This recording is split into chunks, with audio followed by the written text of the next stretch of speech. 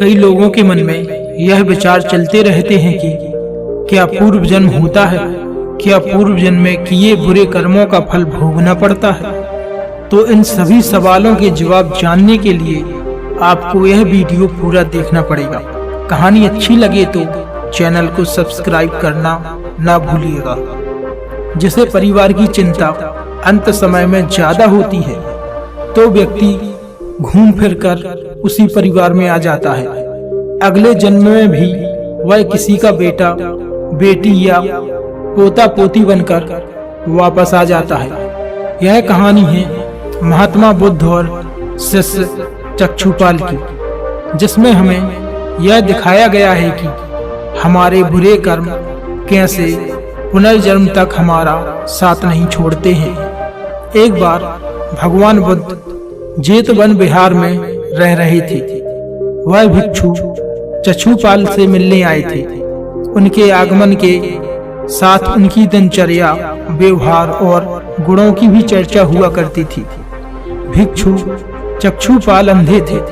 एक दिन बिहार के समय कुछ लोगों ने कुछ मरे हुए कीड़ों को चक्षुपाल की कुटी से बाहर देखा और उन्होंने चक्षुपाल की निंदा करनी शुरू कर दी कि उन्होंने इन जीवित प्राणियों की हत्या की है।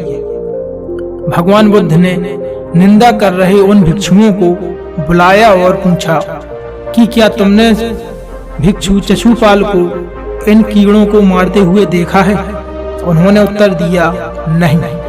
इस पर भगवान बुद्ध ने उन भिक्षुओं से कहा, तुमने उन्हें कीड़े मारते हुए नहीं देखा, वैसे शिशुपाल ने भी उन्हें मरते हुए नहीं देखा और उन्होंने कीड़ों को जानबूझकर नहीं मारा है, इसलिए उनकी निंदा करना उचित नहीं है। भिक्षु ने इसके बाद बुद्ध से पूछा कि चक्षुपाल अंधे क्यों हैं? उन्होंने इस जन्म में अगले जन्म में क्या पाप किए हैं? भगवान बुद्ध ने चक्षुपाल के बारे में कहा कि वे पूर्व जन्म में एक चिकित्सक थी। एक अंधी स्त्री ने उनसे कहा कि यदि वे उनकी आंखें ठीक कर देंगे तो वह और उनका सारा परिवार उनके दास बन जाएंगे। स्त्री की आंखें ठीक हो गईं, पर उसने दासी बनने की वजह से यह मानने से इनकार कर दिया कि उसकी आंखों की रोशनी आ गई है।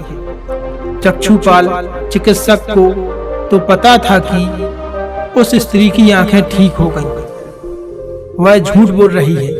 उसे सबक सिखाने के लिए चक्षुपाल ने दूसरी दवा दी और उस महिला को फिर से अंधा कर दिया।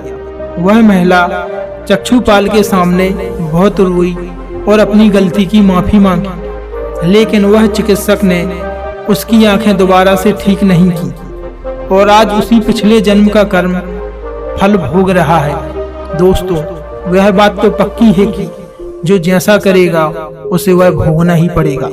आपको क्या लगता है, पिछले जन्म का कर्म इस जन्म में भोगना पड़ता है या नहीं? इस बारे में आपकी क्या राय है? कमेंट बॉक्स में जरूर बताएं। धन्यवाद।